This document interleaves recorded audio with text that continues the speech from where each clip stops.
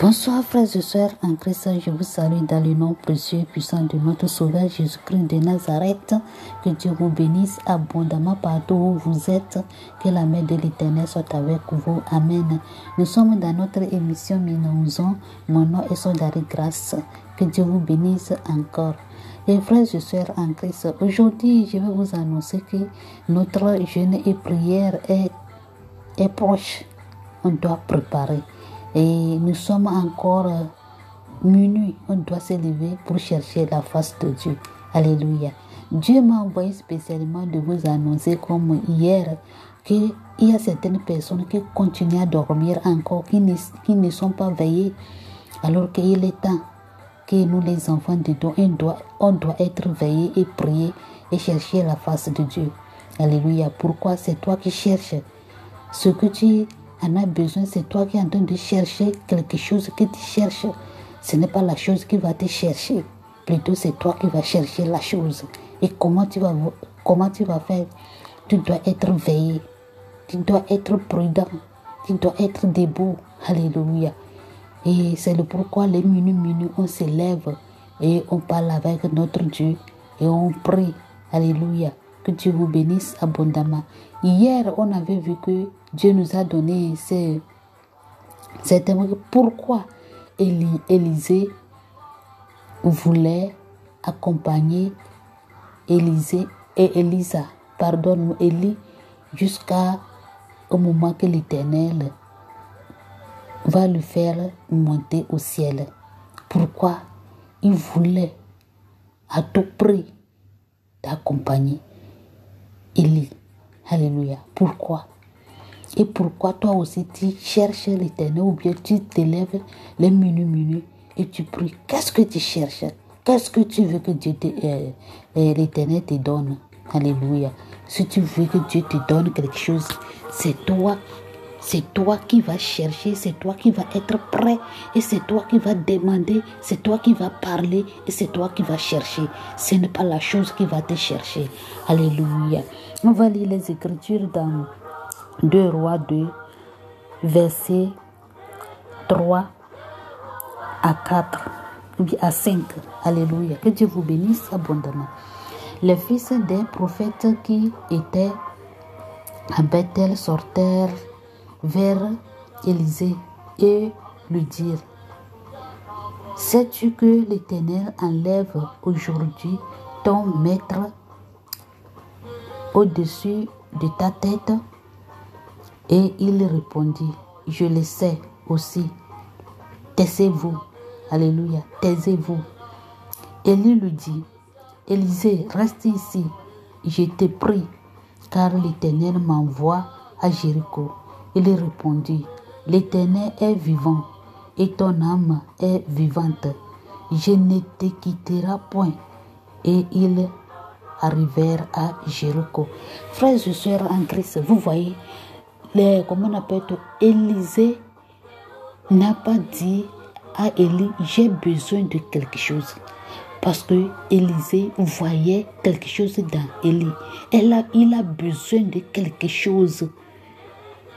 Ce que Élie en a, Élisée aussi, il a besoin de cela. C'est le pourquoi il était prêt, il était veillé, il était prudent. Alléluia. C'est lui qui est en train de chercher la chose. Il en a besoin. C'est le pourquoi Seigneur m'envoie vers toi qui est en train de m'écouter. Tu as cessé de prier, tu as cessé de lire la parole de Dieu à cause des difficultés, à cause des persécutions, à cause des problèmes.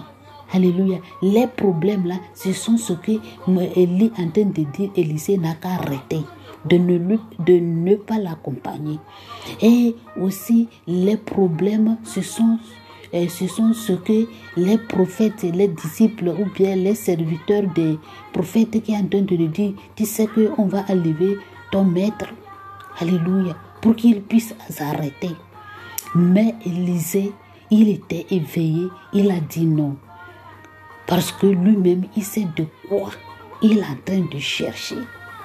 Toi aussi que tu es en train de m'écouter maintenant là, c'est toi qui cherches, que c'est toi qui vas accélérer. Parfois, la fatigue, alléluia, tu vas dire, oh, je suis fatigué, je ne peux pas prier aujourd'hui. Frère, il ne faut pas cesser de prier. Le jour que tu vas cesser de prier, le jour-là, tu as déjà gagné la chose que tu cherches. Et ce n'est pas sur cette terre, c'est au paradis.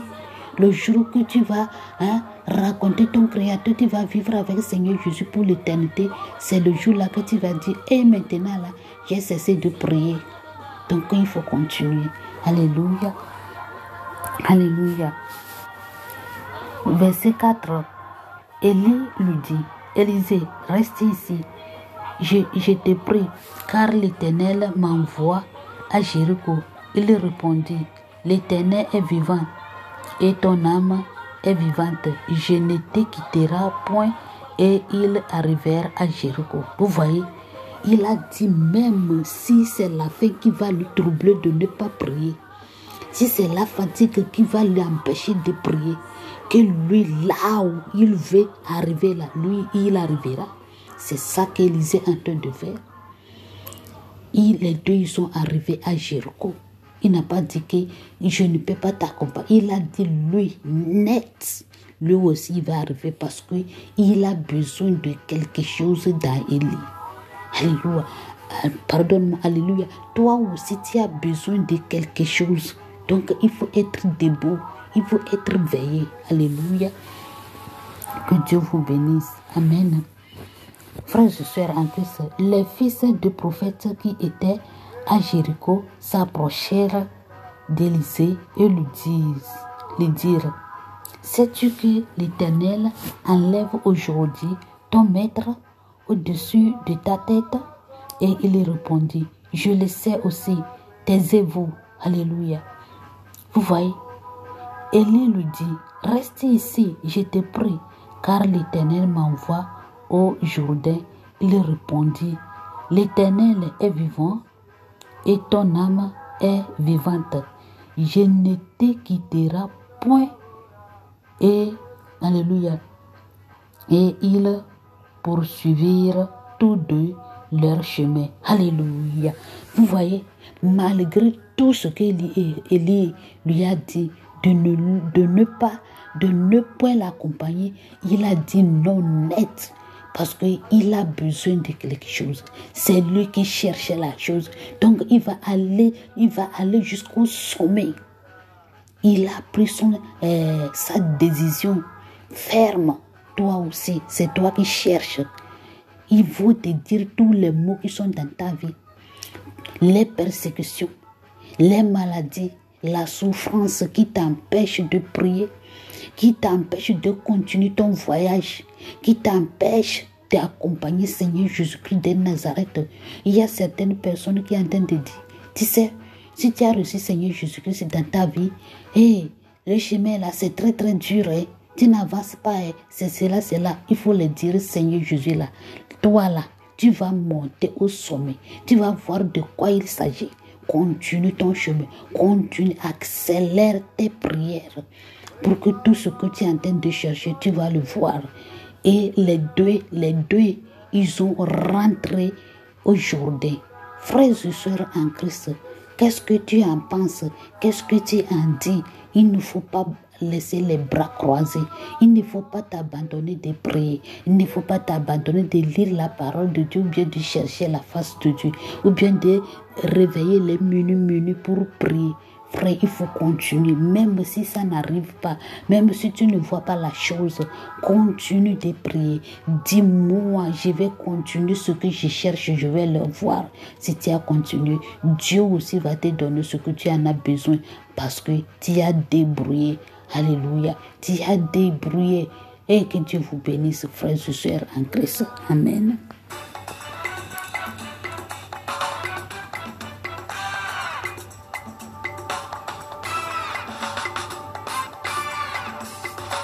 Frères et sœurs, nous sommes dans la deuxième partie. Que Dieu vous bénisse abondamment.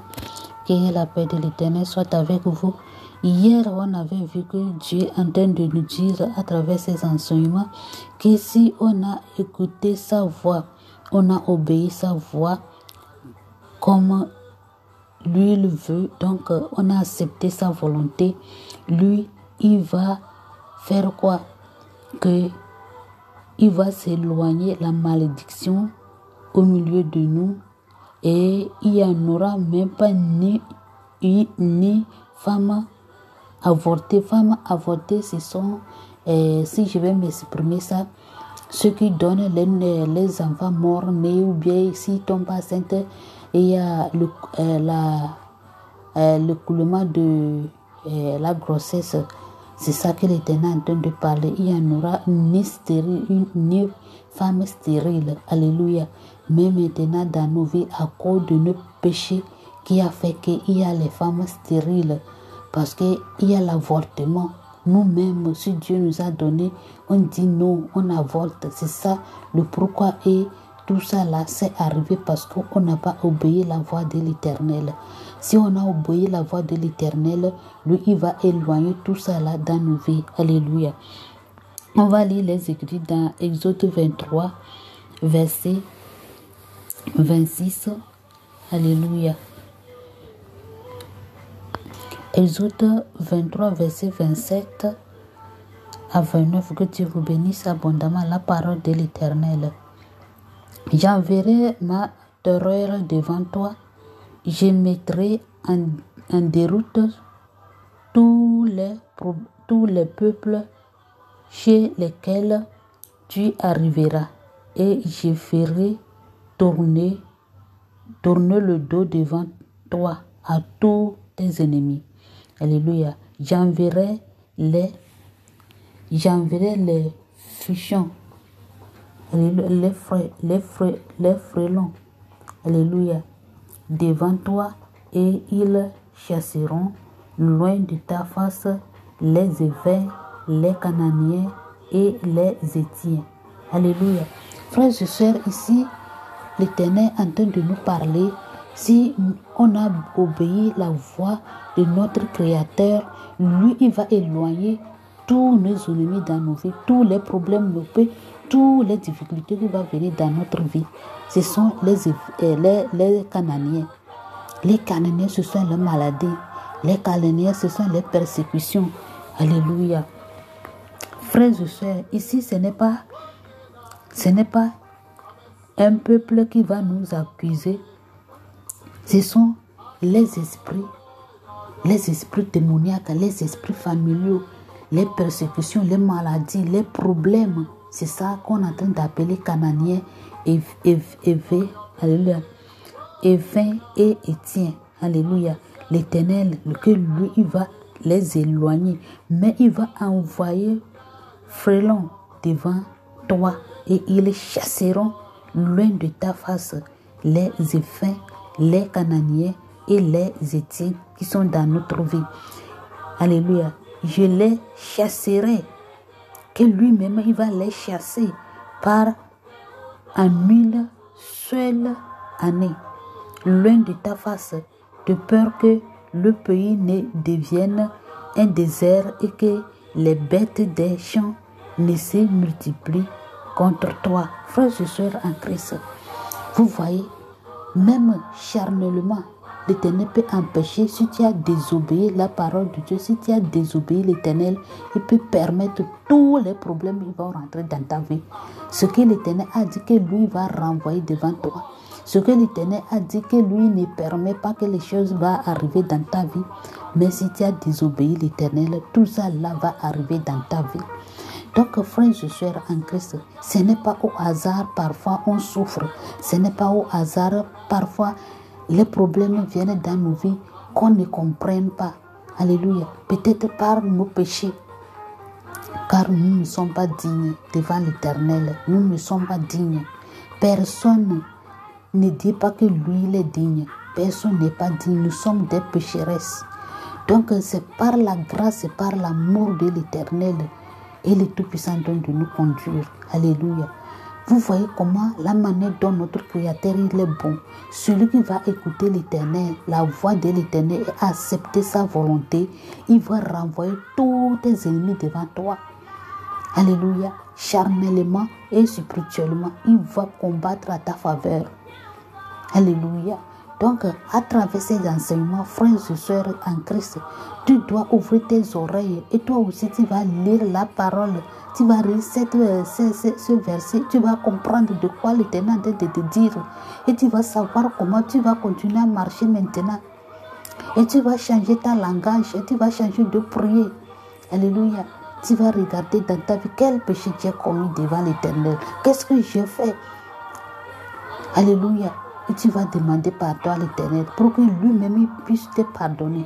Mais si tu as obéi la voix de l'Éternel, tu as accepté la volonté de Dieu et tu continues à souffrir, tu continues tout ça là en train de venir dans ta vie, Seigneur Jésus-Christ lui a dit que celui qui le suivrait, lui aussi, il va porter quoi? Sa croix.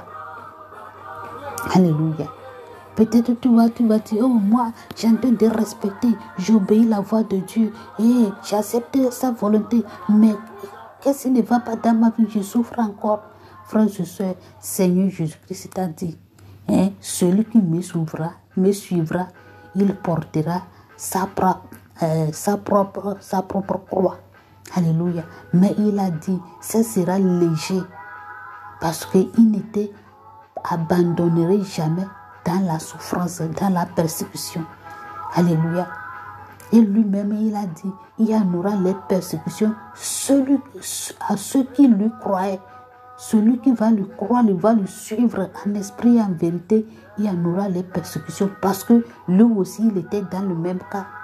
Pour lui, ça dépasse pour toi-même. Donc, si tu es en train de passer certains moments difficiles, il ne faut pas dire que l'Éternel t'a abandonné. L'Éternel n'était pas abandonné. On vient de lire la parole de Dieu et le Dieu est en train de dire, si tu as accepté ma volonté, si tu as obéi ma voix, je ferai ceci là pour toi. Je n'empêcherai pas que tes ennemis, t'attrapent bien, te maltraitent. Tes ennemis seront mes ennemis et tes adversaires seront mes adversaires. Vous voyez, non?